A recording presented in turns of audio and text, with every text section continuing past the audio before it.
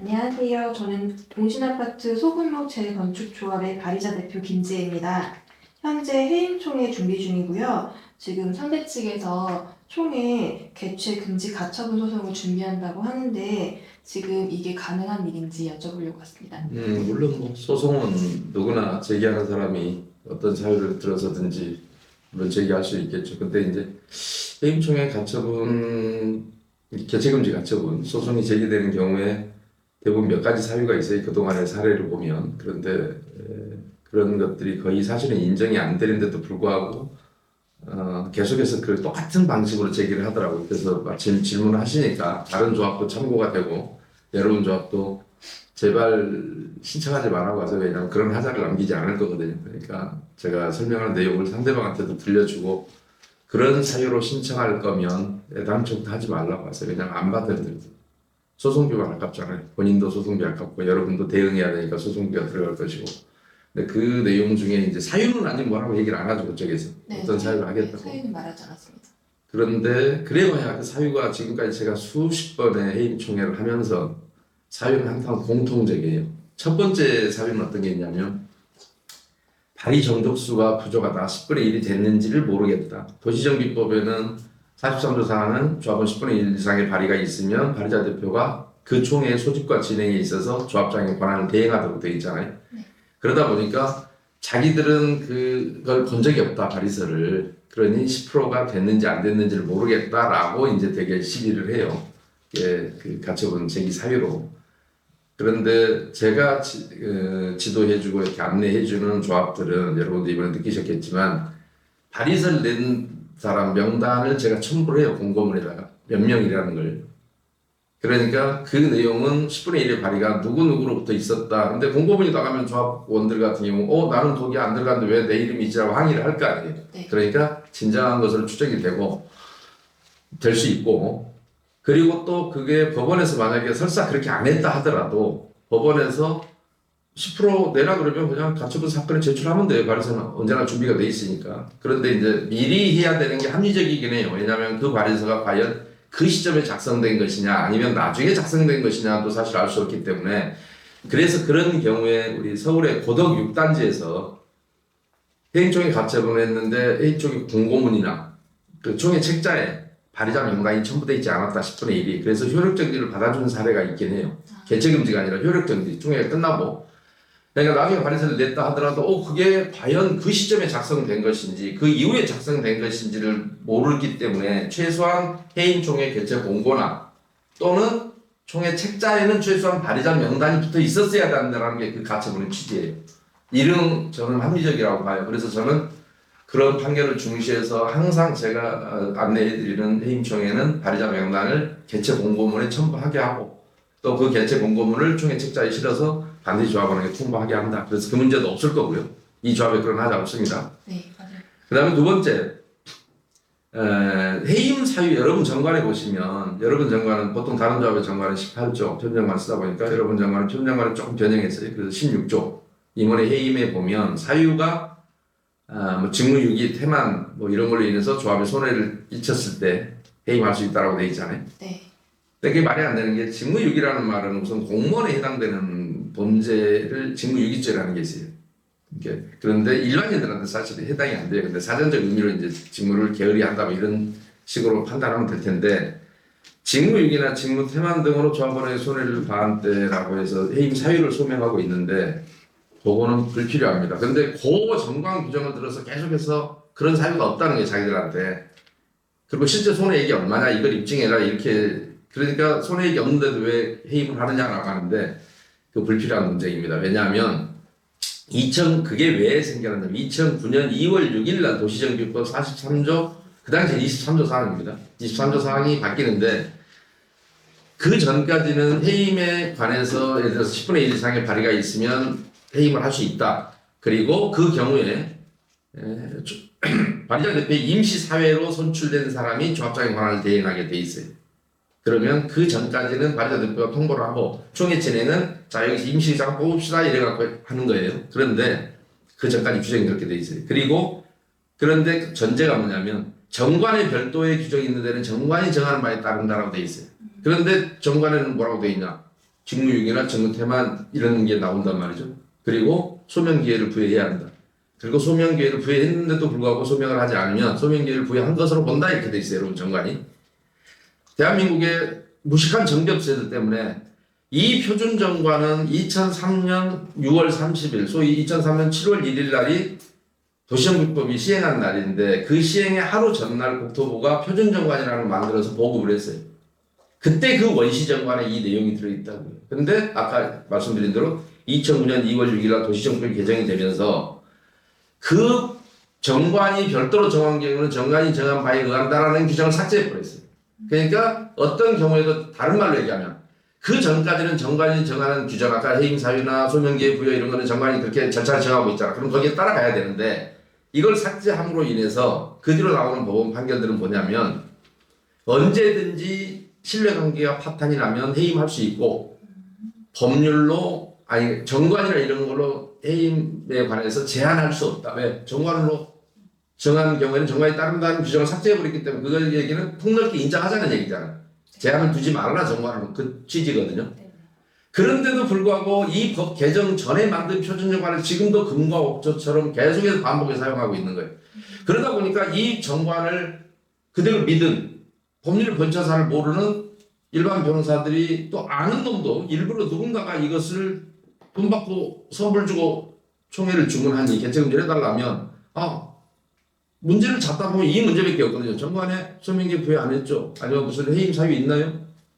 정관에만 쳐다보고 이걸 주장하는데 이 규정은 이미 없어져서 지금은 대법원까지는 판결 안 갔어요. 대구고등법원 그다음에 서울고등법원에서 똑같은 취지의 판결들이 있었던 게 해임 사유 필요 없다. 그다음에 소명기회 부여할 필요 없다라고 지금 일관되게 판결이 되고 있음에도 불구하고 지금껏 소송이 제기되고 있고 그런가 하면 제가 여러분이 소송에 대한 상식적으로 이해할 필요가 있는데 소송은 당사자주의 소송 구조라서 상대가 설사 이렇게 소명기회 왜 부여 안 했느냐 해임 사유 없다라고 주장했을 때 이쪽의 변호사가 그 법률의 변청 과정을 알고 이래서 지금은 판결들이 이거 다 필요 없습니다 이렇게 일관되게 판결을 하고 있어서 이미 이 문제는 오래전에 정리된 문제입니다라고 보편적으로 주장하면 모르는데 그걸 주장을 못해서 버벅거려갖고 지금도 아주 드물게 불과 한 1년 전에 군산의 남원주공 3단지 조합 같은 경우가 그쪽 변호사 대응을 잘 못해서 해임 사유 없다, 소명기회 부여 안 했다라는 걸로 하자를 잡아서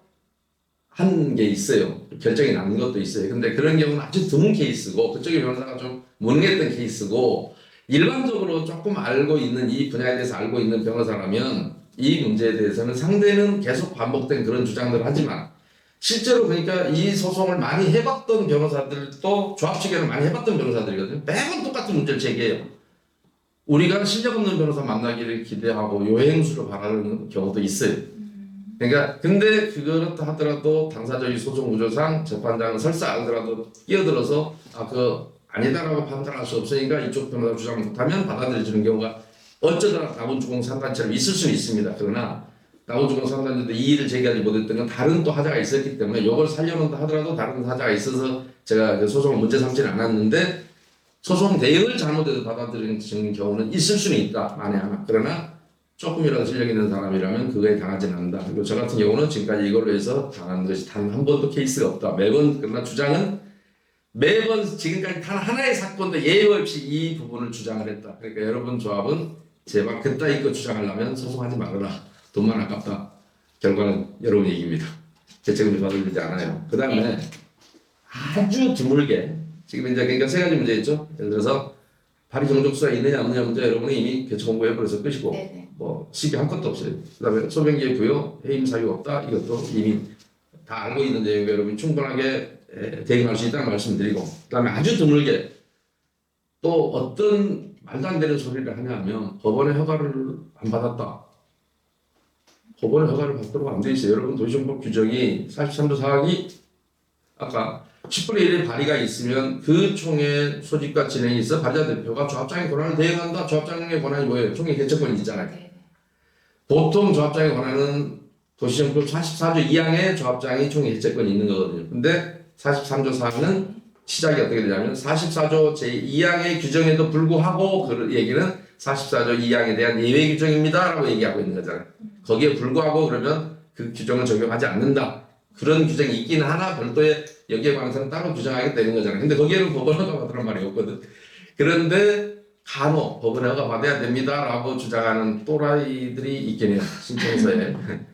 왜냐하면 뭐 또라이라고 얘기할 수밖에 없고 법률 전문가가 법률 엉뚱한 주장을 하면 그건 이미 전문가가 아니니까 법률 지식이 부족한 아니면 억지로 소장을 구성하다 보니 할 말은 없고 그래서 그런 주장을 집어넣는 경우도 있긴 하더라. 그런데 그것은 간혹 10명 중에 1명 꼴 정도 있고 대부분은 아까 세 가지 사유가 지금까지 개체금지했던 모든 그 외의 것은 할 게 없어요.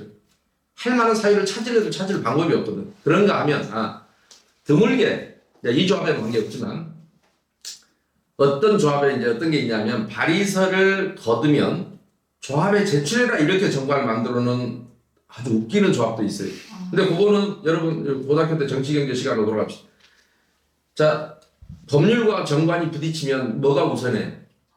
법률이 우선이죠. 상위 규정이니까. 그러니까 법률에는 그런 규정이 없는데 정관이 별도로 아까 정한 경우에는 정관의 규정에 따른다 했는데 그걸 삭제해서 정관으로 이걸 정하면 돼야 안 돼요. 그런 이상한 규정은. 어떤 조합은 또 그 발의서를 구청에 갖다 주라고 하는 조합도 있어요. 다 아까 정관이 별도로 정한 경우에는 정관이 따라야 되는데 과거에 법률 규정이 바뀌기 전 같으면 발의서를 구청에 갖다 줘야 되네? 조합에 갖다 줘야 되네? 자기한테 허가받게 해놓은 조합도 있다니까요. 아니 해임 당할 주제에 자기가 뭘 허가를 해 그거를.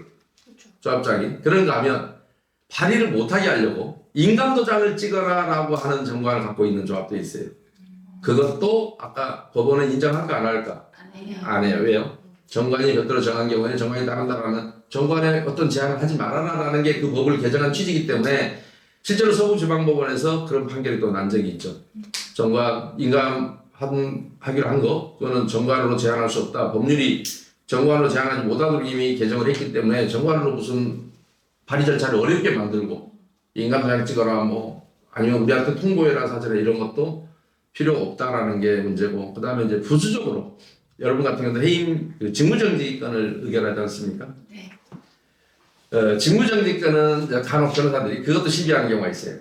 자, 이제 개체금지를 하다 보니까 억지로 논지를 맞추느라고 해임만 규정하고 있지 직무정지는 없지 않냐. 그러면 직무정지는 네가 못하는 거다라고 하는데 법원의 판결은 그 부분도 대부분 일치합니다. 그래서 간혹 하급심이 맞다 해임만 해라 이렇게 판결한 사례가 없진 않아요. 그러나 다수의 판결은 뭐냐면 하급심이니까 어떤 완전히 결정 그 자체로서 뭐 확정력은 없으니까 그 조합에 대한 적은 있을 수 있지만 근데 법원으로 정착되기에는 부족하니까요. 그런데 간혹 그런 판결이 있었긴 하나 대다수 법원은 뭐냐면 해임은 당연히 해임으로써 직무가 정지되는 게 당연한 거고 해임이 되는 순간 당연한 건데 그냥 직무정지권을 별도로 안건을 의결한다는 것은 하나의 확인적 의미가 있을 뿐이다. 그리고 해임의 부수적인 안건이기 때문에 발의자 대표가 해도 된다라고 하는 게 지금까지 법원의 판결들의 주류입니다. 그래서 그 부분도 혹시나 시비를 하게 된다면 여러분이 충분히 소명할 수 있고 방어할 수 있기 때문에 상대방들한테 제발 이 설명과 영상을 당신이 총회 개최 금지를 신청하게 될 변호사한테 보여주고 그럼에도 불구하고 이 논리를 깰 수 있는 자신감이 있거나 또 다른 논리가 있다면 또 다른 어떤 절차상 하자가 있다면 개최 금지를 해야 되겠죠. 그러나 지금 내가 설명한 것 갖고는 하지 마라. 무조건 진다. 그것은 그쪽의 소송비만 그냥 빼먹을 욕심이라면 모르지만 그 정도 사유 갖고 개최 금지를 신청하는 것은 변호사가 만약에 알고 있다면 변호사의 양심으로 해서는 안 된다라고 하는 법률 규정을 잘 몰라서 한 것이기 때문에 변호사가 법률 규정을 모른다는 이유로 일반 의뢰인이 경제적인 손해를 볼 수는 없잖아요. 그렇죠? 네. 그리고 여러분도 마찬가지 대응하는 쪽에서도 이 뻔한 스토리로 할 것 같으면 하지 마라. 여러분 이긴다. 당황하실 필요 없다는 말씀 드립니다. 제가 있는 한 지금까지 각종 회의총에서 제기됐던 모든 문제에 대해서 설명 가능하다. 그 외의 것은 없어요. 지금 내가 여기서 말한 그 이외의 것이 없어요. 그래서 제가 부산에 옛날에 모 조합을 도와줄 때 상대방이 송달 처리를 안 받았어요. 안 받았는데도 불구하고 기일이 잡혀버렸어. 그래서 제가 답변서를 썼어요. 죄송하지만 송달 서류를 받지 못했다. 근데 당장 재판은 열렸으니 내용은 뭔지 모르겠으나 추정적으로 지금부터 진술하겠다. 자, 발의정속수 문제를 주장할 거다. 해임 사유 없다고 주장할 거다. 소명기에 부여하지 않았다고 주장할 거다. 그다음에 거기는 이제 전자의결인데 전자의결의 하자에 대해서 주장을 할 거다.